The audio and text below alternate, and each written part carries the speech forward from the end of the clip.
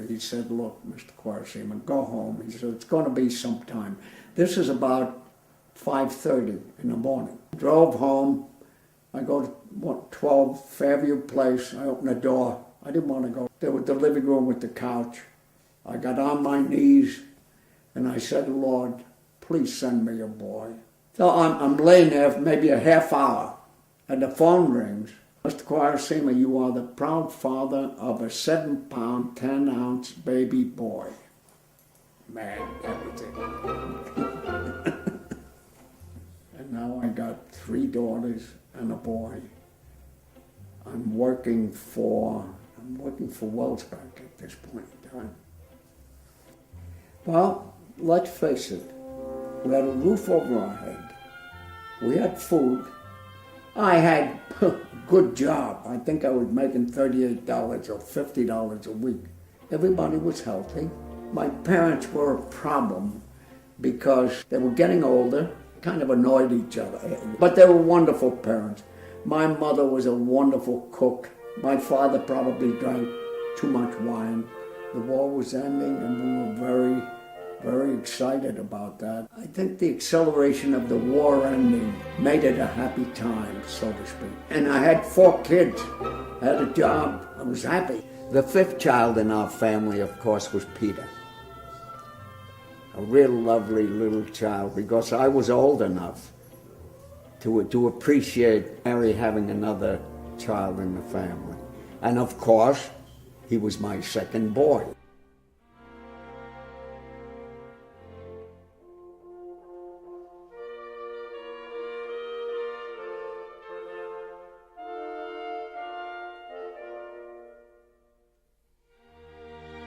And the story will go on from there.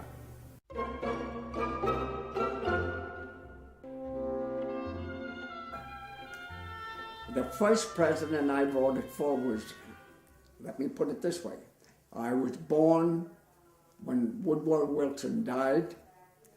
I remember in my memory Calvin Coolidge.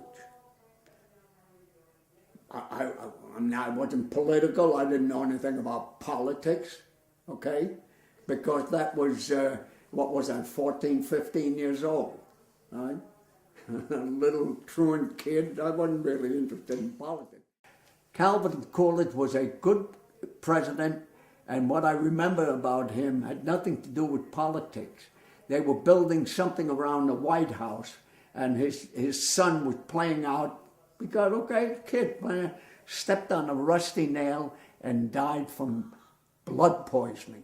After Calvin Coolidge came Hoover, Herbert Hoover, okay, who supposedly had ruined the economy, and Franklin D. Roosevelt. And that is most probably the first voting I might have done.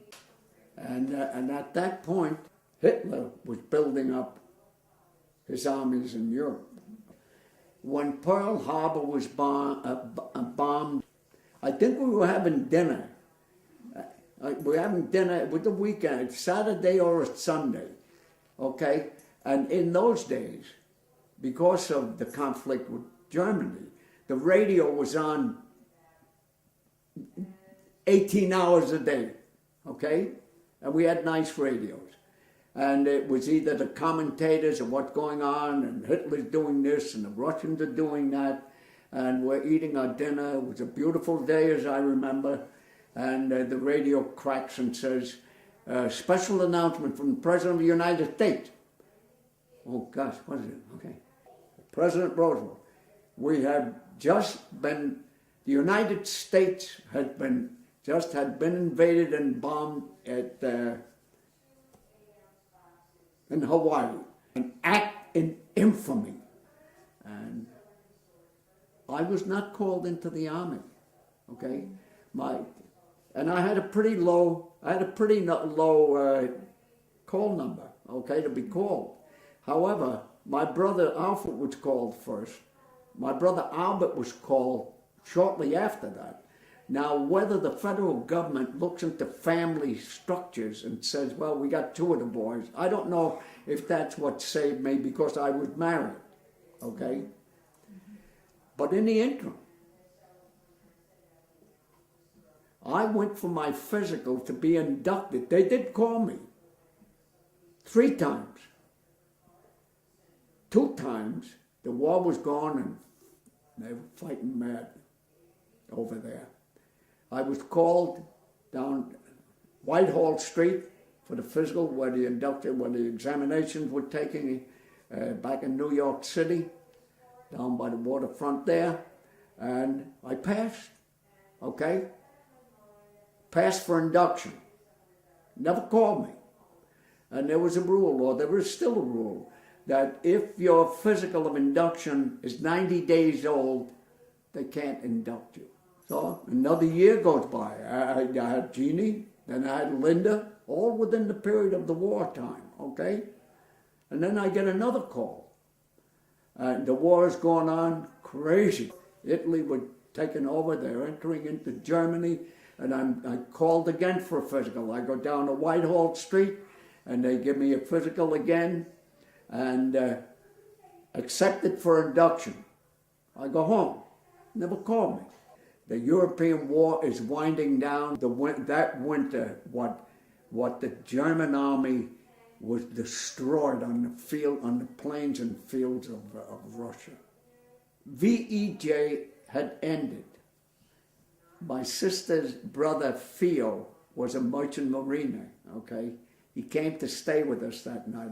I remember, and his ship had docked down at the foot of the docks there, and he came to see us at Flatbush, and we're going to celebrate, and there was a bar across the street, and he went into the bar, and he had celebrating. He asked the guy to sell him a bottle of whiskey. So he paid for the bottle of whiskey, came in, and we had the VEJ ended. I don't know if it was a couple of days or a couple of weeks later, I get a notice. Report for physical. Everything now is going to move into the war in Japan that we were having with Japan. Okay, I get a notice. Report for back in Whitehall Street. Get another physical, right? And at that point in time, up until then, they didn't ask you where you wanted to go. They put the Army, if they needed it, they put it there. It's Navy or Marine, that's where you went. And I was very happy at this point where in my physical, they said, what division do you want? I said, what do you mean? They said, Army, Marine, or Navy. I said, I'll take Navy. I just love the water and Navy, okay? Bang, accepted for induction in the Navy. I go back home. I'm working for Wellsback, street lighting, okay? I get a notice. I get a notice that I'm supposed to report for induction. I have now 3 daughters, right? I went into the office and I told them, I said, I'm going to be drafted. I'm going to, you got to release me from my job. The guys that I knew there that I worked with gave me a party. That afternoon they took me to the bar. They put together $75. They gave me a meal. We had the drinks and everything. Jim and I hug you. Okay, you're going to be okay. Don't worry about it. You'll be fine. I go home and I got 2 weeks to settle off, right, and arrange my affairs. And I went home. We were living on Tilden Avenue at Joverdone's double house upstairs. And my sister Helen was there. Her husband was in the Army, that was it. She took a break. That's why she was in Flatbush. And the night before induction, pretty much the same situation when Roosevelt made the announcement.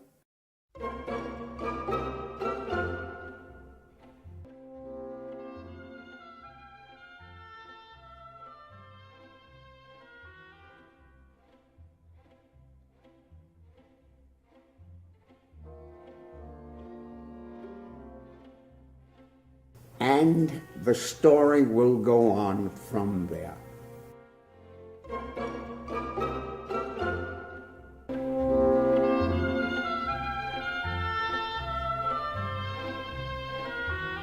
This is one phase of my life. Jimmy was born in 1947. Focus this period where Rita Phillips, Mary's closest friend, lived across the street from us, from 153 Martent Street.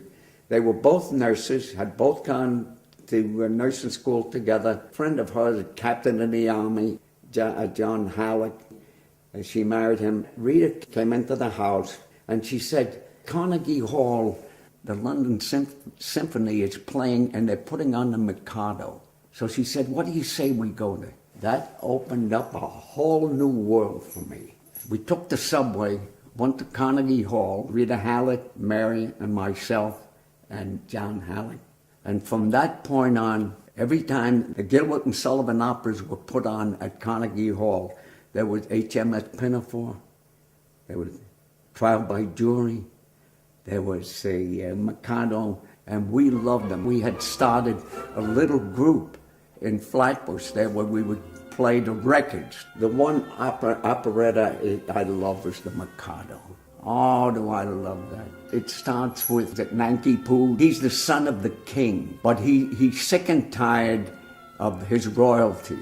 So he dons on rags and clothes, and he plays the guitar, and he travels, and he sings. A wandering minstrel I, a thing of rags and patches, of ballad songs and snatches, and dreamy lullaby.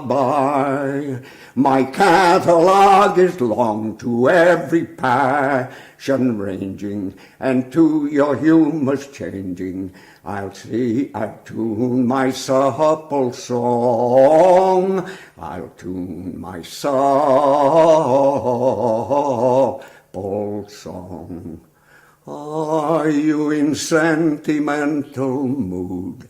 I'll sigh with you. Oh,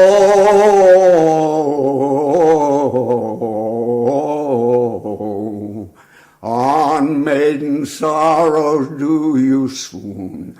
I do so too. Oh,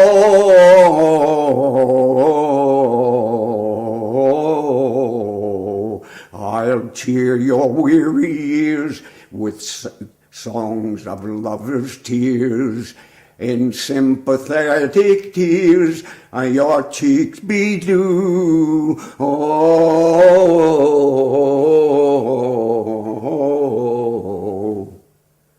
and if patriotic songs thou wanted, I have patriotic ballads cut and dried. And whene'er our country's banner may be planted, and all the local banners may be denied, our warriors in serried ranks assembled never query or conceal it if they do, and I wouldn't be surprised if nations tremble across the mighty the armies of a T-T-Toot, along the mighty armies of a T-T-Toot. How about them apples? I just love the operas. All that is past. Yeah, that was a beautiful time in my life. And the operas that Pop would put on the discs in the Victrola, the crank-up Victrola. On weekends, the friends would come over and they'd put the operas on. The Italian people who immigrated here, Caruso, in their era and timing, was the opera. And I got to know and imitate a lot of the opera singers.